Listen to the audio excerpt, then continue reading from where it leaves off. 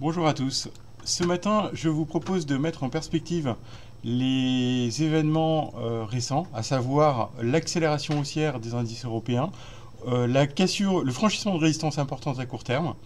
Donc on fera un point sur les graphiques long terme, notamment de l'Eurostoxx 50 et du Stoxx 600. On fera également un focus un peu plus court terme sur l'indice FTSE MIB, indice qui a dépassé des résistances techniques assez importantes. Et nous finirons par un point sur le marché obligataire allemand avec un focus sur les taux à 10 ans dans ce pays. Donc si on commence par un graphique très long terme de l'indice Eurostoxx 50, vous voyez qu'hors dividende, l'indice Eurostoxx 50 se trouve encore très loin de ses tops historiques de l'an 2000. Donc un indice qui a fait du surplace depuis 20 ans, qui se trouve au plus haut historique dividende réinvesti, c'est-à-dire que si vous regardez le tracker MSEFP, vous verrez que l'indice est au plus haut historique, mais grâce aux dividendes. Hors dividende, cet indice stagne depuis 20 ans et se rapproche à l'heure actuelle du plus haut, enfin d'une résistance assez importante, à savoir le haut d'un triangle symétrique qui est en formation depuis 2015. Donc on voit que graphiquement, même si les indices ont dépassé des résistances court terme importantes cette semaine, on n'est pas encore vraiment passé dans une tendance haussière sur les indices européens, avec présence de résistance très importante dans la zone des 3600 points, comme vous pouvez le constater. Si on regarde maintenant la configuration technique du Stoxx 600, donc à nouveau un indice qui ne comprend pas les dividendes, qui est uniquement, enfin qui se focalise sur les prix. Vous voyez l'importance de cette résistance depuis 2000, donc un niveau de résistance majeur dans la zone des 400 points sur l'indice Stoxx 600 depuis 20 ans.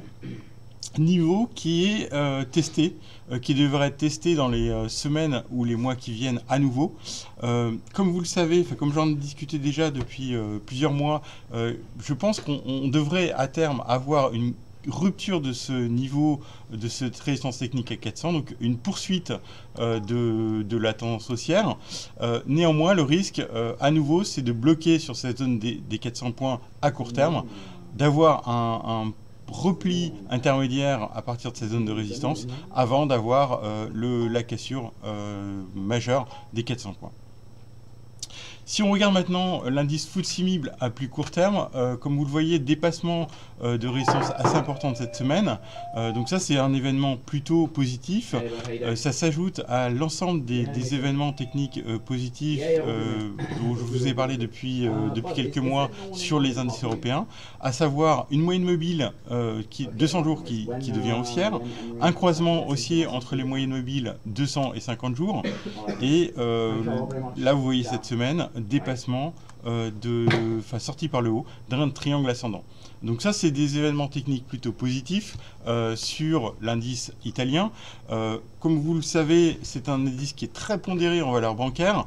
Donc on voit que le marché commence à devenir plus positif sur des indices Europe du Sud et également sur des indices qui sont très sensibles aux valeurs bancaires. Donc un re-rating sous-jacent sur ce secteur. On finira sur un point sur le marché obligataire allemand.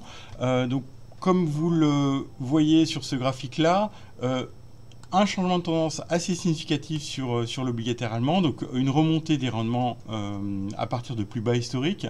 On avait touché 0,70 à peu près au fin août, début septembre. Donc un mouvement de remontée des rendements assez significatif. On est venu toucher la première zone de résistance sur le 10 ans allemand autour de moins 0,40.